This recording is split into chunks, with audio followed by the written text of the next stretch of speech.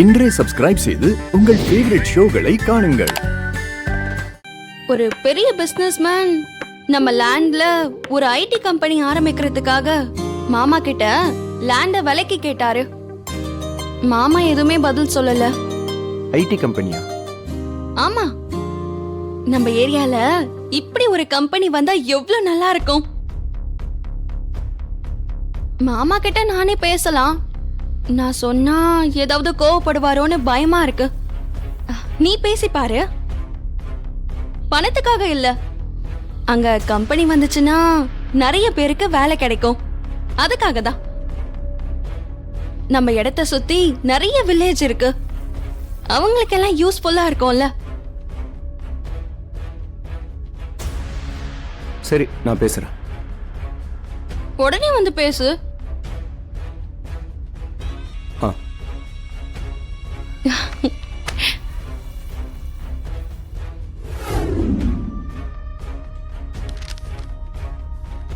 அப்பா, என்னப்பா ரெண்டு பேரும் ஜோடியா வந்து நிக்கிறீங்க? எங்காவது வெளியில போறீங்களா? அதெல்லாம் இல்லப்பா. யாரோ லேண்ட் வாங்க போறதா கேள்விப்பட்டேன். ஆமா, நான் விற்கிற ஐடியா ஒன்றும் இல்லப்பா. அது உங்க லேண்டு. அதை விற்கிறதும் விற்காததும் உங்க தனிப்பட்ட விருப்பம். ஆனா அந்த இடத்துல கம்பெனி வந்துச்சுன்னா நம்ம மூலமா அந்த எம்டி கிட்ட பேசி நம்ம ஊர்ல படிச்ச பசங்க எல்லாருக்கும் ஒரு 50% வேலை வாங்கி கொடுக்கலாம்ப்பா. அது நிறைய பேருக்கு யூஸ்ஃபுல்லா இருக்கும்பா.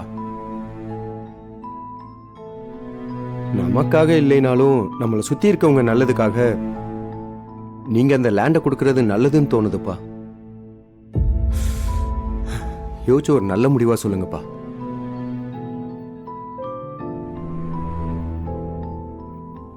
போலாம். வாழ்க்கையில சில முக்கியமான முடிவுகளை கோயில்ல வச்சு எடுத்தா அது நல்லா இருக்கும்னு எனக்கு ஒரு நம்பிக்கை. இதே கோவில்ல தான் என் கழுத்துல தாலி ஏறிச்சுமா.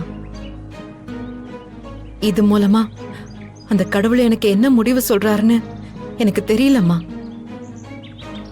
எல்லாத்துக்குமே ஒரு காரணம் இருக்கும் துளசி. கடவுள் எதையும் அர்த்தம் இல்லாம பண்ணவே மாட்டாரு. இன்னைக்கு உன் பிரச்சனைக்கு ஒரு தீர்வு கட்டதான் நான் உன்னை இங்க கூட்டிட்டு வந்தேன்.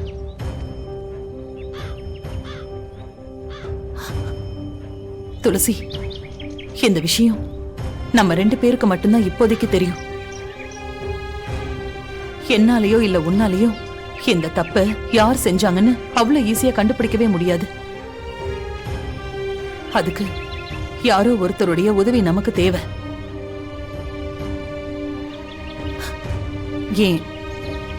என் மனசுக்கு தோன்றத நான் இப்ப செய்ய போறேன். நீ என்ன தடுக்க கூடாது. மா, என்னம்மா பண்ண போறீங்க? அது நான் வெற்றியை வர சொல்லியிருக்கேன். இந்த காரியத்தை பண்ணது யாருன்னு வெற்றி கிட்ட கண்டுபிடிக்க சொல்லி நான் உதவி கேட்க போறேன். மா, நான் ஒரு விஷயம் சொல்றேன், நீ கோவப்படக்கூடாது. நான் ஏற்கனவே வெற்றி கிட்ட இதை சொல்லிட்டேன்மா. அத்தை, என்ன விஷயம்? ஏன் உடனே வர சொன்னீங்க? ஆமா வெற்றி, துளசி உன்கிட்ட எல்லா விஷயத்தையும் சொல்லியிருப்பான்னு நினைக்கிறேன். எல்லா விஷயமுமா? நீங்க எதை பத்தி பேசுறீங்கன்னு புரியல. அம்மாவுக்கு எல்லா விஷயமும் தெரியும் வெற்றி. வெற்றி, எந்த ஒரு பொண்ணுக்கும் நடக்க கூடாத அநியாயம் என் பொண்ணுக்கு நடந்திருக்கு. இத செஞ்சவன் யாருன்னு, அது யாருன்னு நீதான் எங்களுக்கு கண்டுபிடிச்சு சொல்லணும். சரிங்க அத்தை, நான் தேடிட்டு தான் இருக்கேன். சீக்கிரமா கண்டுபிடிச்சிடுறேன். இவளுக்கு கல்யாணம் ஆகணும்னு நான் வேண்டாத தெய்வம் இல்ல, போகாத கோயில் இல்ல. எனக்கும் எங்க புருஷனுக்கும் எங்க வாழ்க்கையோட லட்சியமே இவளுக்கு ஒரு கல்யாணம் பண்ணி நல்லா வாழ வைக்கிறது தான். ஆனா இவ வாழ்க்கையில ஒருத்தன் மண்ணள்ளி போட்டுட்டான்.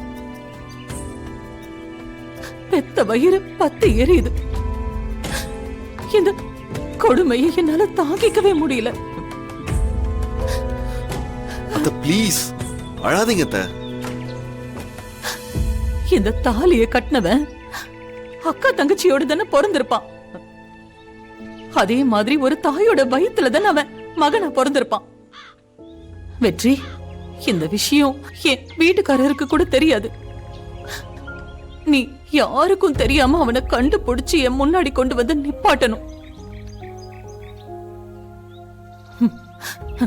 இந்த காலத்துல பொண்ணுங்களுக்கு ஏதாச்சும் ஒரு தப்பு நடந்துச்சுன்னா உடனே தப்பு செஞ்சவனை விட்டுட்டு பொண்ணுங்க மேலதான் பழிய போடுவாங்க. தாலி கட்டுற வரைக்கும் உங்க பொண்ணு என்ன பண்ணிட்டு இருந்தா? அப்படி என்ன தூக்கம்? அவ சம்பந்தம் இல்லாம இது நடந்திருக்குமா? அப்படி இப்படின்னு பேச ஆரம்பிச்சிருவாங்க. அந்த கேள்வி எல்லாம் சந்திக்க கூடாதுன்னு தான் நான் உன்கிட்ட உதவி கேட்டு வந்திருக்கேன்பா. அத்தை கண்டிப்பா நான் கண்டுபிடிச்சிடுறேன். நீங்க கவலைப்படாதீங்க. நீங்க துளசியை கூட்டிக்கிட்டு கிளம்புங்க. துளசி, வெற்றி தம்பி கிட்ட சொன்னா எல்லாத்துக்கும் ஒரு முடிவு கிடைக்கும்னு நான் சொன்னல. இனிமே நாம கவலைப்பட வேண்டாம். வெற்றி தம்பி எல்லாத்தையும் பாத்துக்கும். சரி, நாங்க கிளம்புறோம். வா, வா. அத்தை ஒரு நிமிஷம். என்ன என்னப்பா? அத்தை இந்த சம்பவம் கோவில் சன்னிதானத்துல நடந்திருக்கு. கடவுள் மேல இருக்க நம்பிக்கையில சொல்றேன். கண்டிப்பா இதனால உங்களுக்கோ துளசிக்கோ எந்த கெட்டதும் நடக்காது. நான் பாத்துக்கிறேன். ரொம்ப நன்றிப்பா. கடவுளா கொடுத்த பொண்ணுடா அந்த திவ்யா. அம்மா, நியாயமா பார்த்தா நான் உங்ககிட்ட உண்மையை சொல்லணும். ஆனா சொல்ல முடியாத நிலைமையில இருக்கம்மா. ஒருவேளை நான் சொன்னாலும் அதை உங்களால தாங்கிக்க முடியுமான்னு தெரியல. டேய், ஆ? என்னடா யோசிச்சுட்டு இருக்க? இனிமே அம்மா சொல்ற மாதிரி நடந்துக்கடா. சரிண்ணா, அம்மா சொல்ற மாதிரி நடந்துக்கிறேன். ஆ, அவன் சரின்னு சொல்லிட்டான்ல. டேய், அந்த பொண்ணு கோவமா இருக்காடா. ஒரு ஃபோன் பண்ணி அவகிட்ட பேசுடா. மா, எனக்கானவ யாருன்னு நான் ஏற்கனவே முடிவு பண்ணிட்டேம்மா. அவளுக்கு தாலியும் கட்டிட்டேன். அப்படி இருக்கும்போது என்னால இன்னொரு பொண்ணு கூட எப்படிமா இயல்பா பேச முடியும்? இதை என்னால வெளியவும் சொல்ல முடியல. ஐயோ, அப்படியே நெருப்புல நிக்கிற மாதிரி இருக்கு. இதை நான் யார்கிட்ட எப்படி சொல்லி புரிய வைக்கிறதுன்னு எனக்கு ஒண்ணுமே புரியல.